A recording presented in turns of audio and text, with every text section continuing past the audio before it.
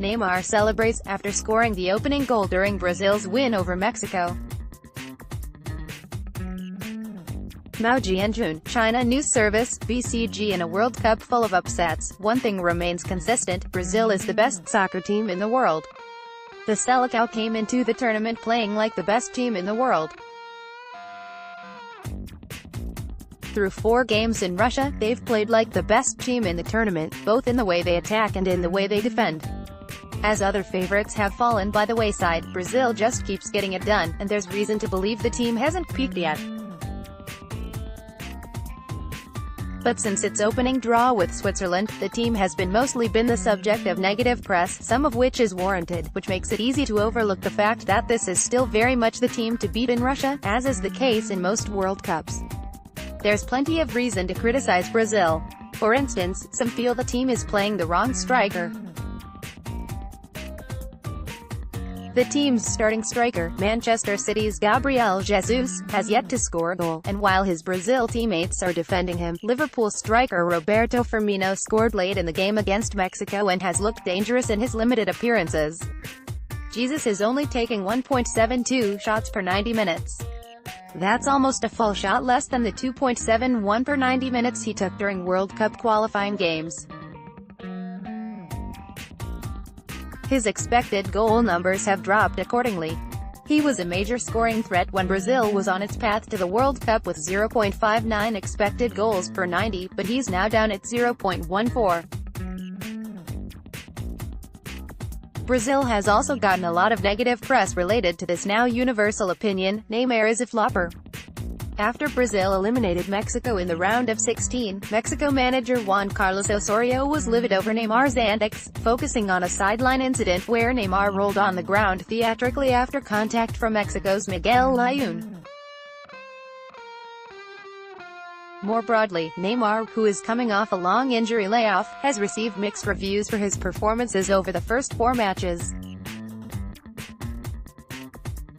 He has an undeniably flamboyant and ball-dominant style, which frequently means that even when Brazil wins, as it has in 3 out of its 4 games so far, questions get asked about whether what Neymar brings to the table is worth enough to make up for what he takes away.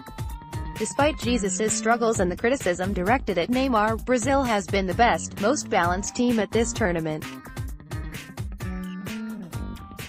In attack, the team scored a relatively modest 1.61 goals per 90 minutes, a lower rate than all of its fellow quarterfinalists except Sweden, but its expected goals total is a robust 2.05, only Belgium is higher, with 2.44. It's likely that the only reason Brazil hasn't scored more is that the finishing gods haven't smiled down upon them. That expected goal total is built on a high volume of shots, 17.66 per 90 minutes, a rate that trails only Germany, who fell behind in 3 separate matches and was desperately chasing goals on its way to crashing out of the tournament, and Belgium. On the defensive side of the ball, Brazil's dominance has been even more obvious. The team has conceded 1 total goal, a set-piece header against Switzerland in their opening match.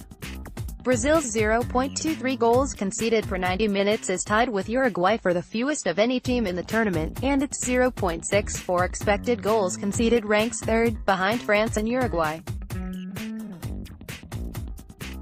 Brazil is the only team in the tournament that has performed at elite levels on both the attacking and defending side of the ball. Whatever problems Jesus and Neymar might be having, they simply aren't slowing Brazil down.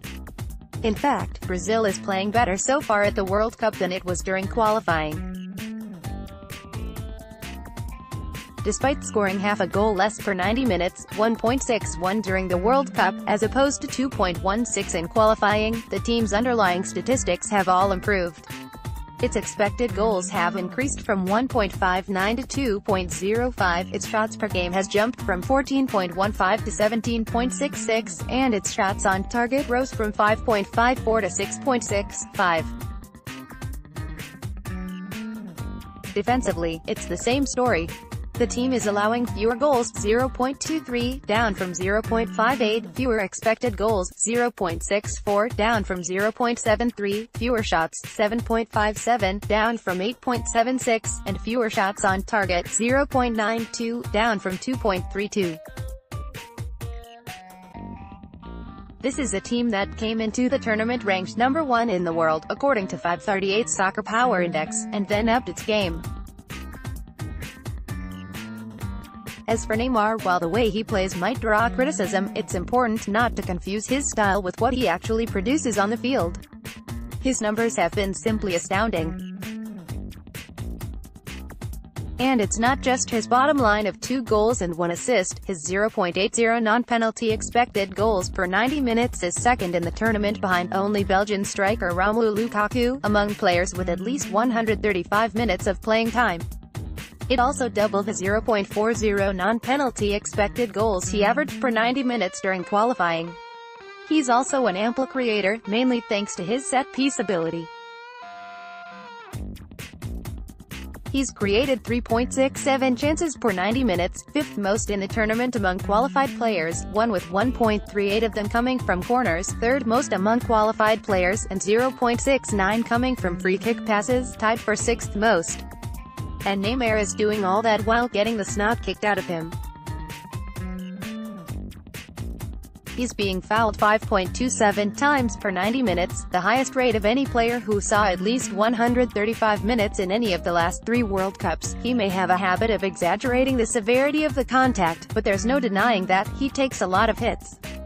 Scratch the surface of the criticism against Brazil and you'll find it's all stylistic. Sure, maybe Jesus is shooting less, but it isn't hurting the team. It's true that Neymar is spending a lot of time rolling around on the grass, but it's also true that he's getting fouled more than anybody else and he's still putting up huge numbers. The criticism of how Brazil is playing is obscuring just how well it's playing. Nobody else pairs a top-notch ability to suppress opponents' shots with the ability to generate a boatload of their own. And nobody else has Neymar, the most dangerous winger in the world. Brazil are clearly favored to win the World Cup. The only question left is, if they do, will the trophy finally put a stop to the criticism?